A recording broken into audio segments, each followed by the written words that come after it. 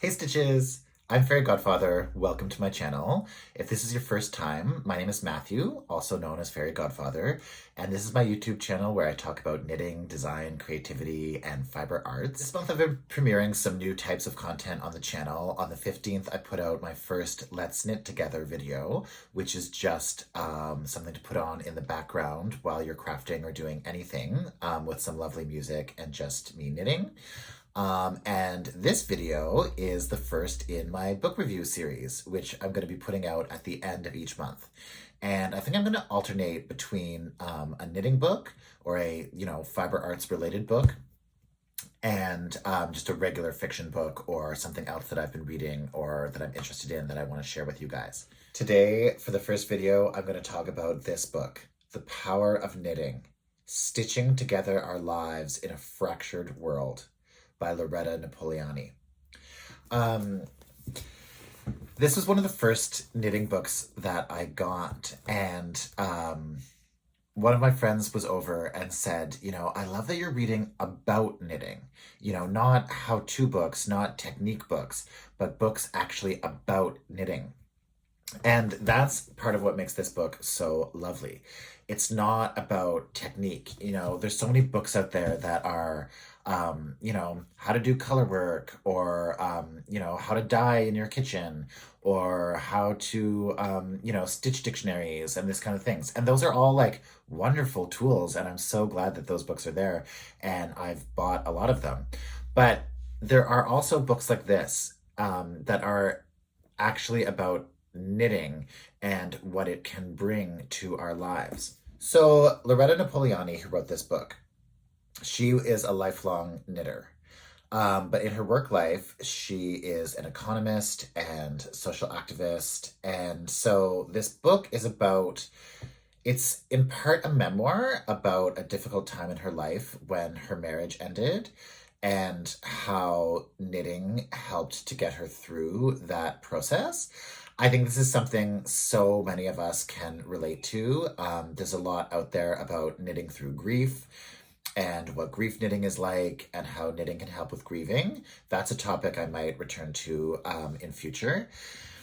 But she also talks a lot about what she calls cyber solitude and how these days, even though there's so much technology with the internet and so on, that we often feel disconnected rather than connected.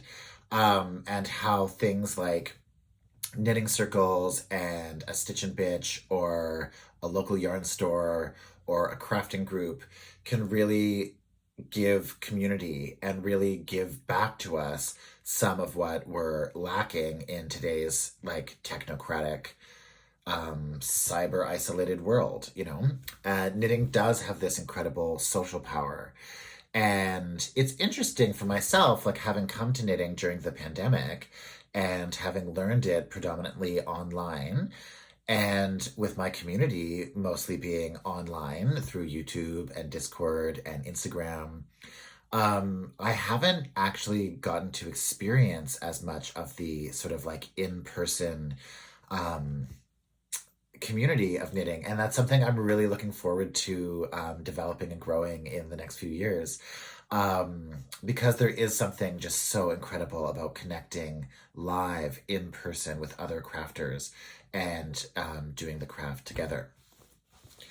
I'm going to start at the beginning. At the beginning, there's a very personal and lovely author's note. And this is where she explains about the personal catastrophe she was going through and how she started to piece her life back together and what the role was that knitting had in that. I'm going to read like one little quote for you from this author's note where she's using a metaphor kind of comparing herself to yarn. Here we go. I feel like old but strong yarn in the hands of a mediocre and insecure knitter who keeps making big mistakes and changing her mind about what to knit. I have been knitted, undone, and re-knitted several times over. I have been washed, stretched, and dried before being re-stitched and re-purled so often I have lost count. Each time, the pattern of life I must follow becomes more challenging, more demanding, and yet I have managed to perform almost as well as a brand new yarn. But this time is different. This is the last attempt. I have reached my limit, and I must get the pattern right. So that's kind of her invocation for what this book is doing and what knitting is doing in her life. So what I love about it, The Power of Knitting, is that it really, so the introduction is called Knitting the Pattern of Love, Politics, and Economics. And because she is an economist and a bit of a historian, there's so much wonderful information in here about the history of knitting and different social and activist movements that have involved knitting. So if you're at all interested, say, in yarn bombing and the tradition of yarn bombing as a form of activism, there's a chapter about that in here. There's lots of history I didn't know about, for example, like in the French Revolution, there were women who would knit in front of the guillotine, the tricoteuses, and they would sit there all day with their knitting at these beheadings.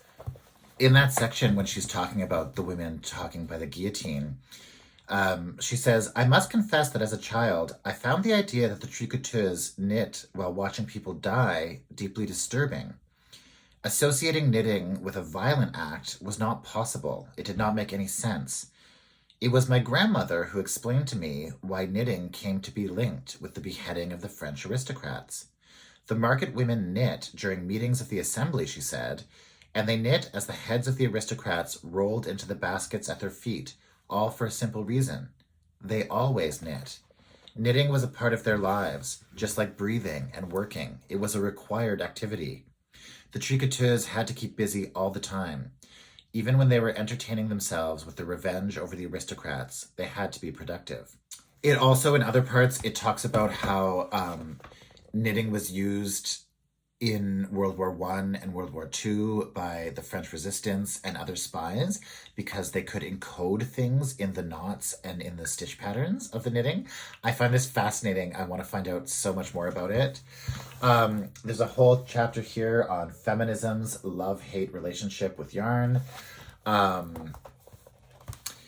And there are some really personal chapters where it's more like memoir, and she is specifically talking about her marriage and pregnancy loss and various things that she went through at different times, and how knitting was always there as a meditative and healing activity that kept pushing her forward in life.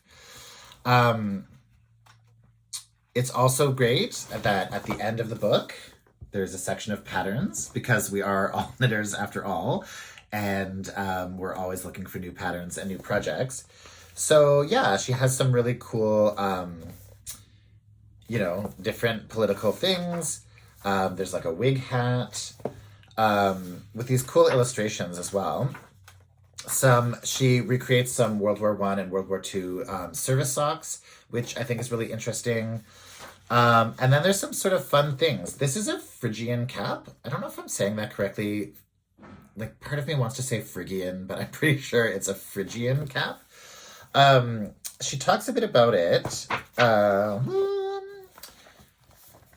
The Liberty cap and how it was used in the French Revolution. But it comes up to, I know there's a big overlap between knitting fans and fans of Outlander, whether it's the books or the TV series. I've been reading the books, sort of trying to keep one ahead of each season of the show. So I just read this year, Written in My Own Heart's Blood, which I believe most of this next season will be from. And in it, one of the characters has to wear one of these hats as a disguise during the Revolutionary War in America. And so as soon as I saw that and saw, the Phrygian cap, I only knew of it because of having read this book. So she has a pattern for that in the back, which I think is really cool. She also has some vests, a bikini, what she's calling a Rastafarian hat. and a rib stitch puppy, which I thought was very cool. So it is very, this brain hat. So it has a real political, historical bent to it, and often through the lens of economics, because, as I said, Loretta Napoleoni is an economist. So she really follows, as she says, follows the yarn of social, economic, and political change, as well as her personal journey of discovery, what she learned from her grandmother, her experiences with her own kids. So I found it a really entertaining and interesting read. It's informative and it's got those patterns in it. And it really makes you think about why we knit. I think there's this, we have a bit of a tendency, or there can be a bit of a tendency in society to view knitting as frivolous or extraneous or only for retired people who don't have anything better to do. We think of it as like a hobby or something, to kill time. But it's actually, like knitting is a technology and knitting is a practice. And knitting is political. I mean, if we look at all the like debates and scandals that have gone on in the past year or two, if we look at how fiercely this community cares about accessibility and inclusion, and how those values are really at the core of so much of the fiber community. And I think as we look into history, we can see how powerful and political knitting really is. I feel a little bit humbled to have come to this art and this craft, fairly late in my life. But I'm so happy that I discovered it, and I'm so happy that I discovered this book. So if that sounds interesting to you, I highly recommend The Power of Knitting, Stitching Together Our Lives in a Fractured World by Loretta Napoleoni. I hope you enjoyed this little book review video. I will be back later in the week with another episode of the Fairy Godfather Knitcast. I have an update on my Hollyhock course coming soon, and then I'll have another fun video for you next week. So if you haven't already, please like and subscribe. Leave me a comment about what you're reading or a book that you'd like to see me review or talk about in the future. And until I see you next time, happy knitting. Bye.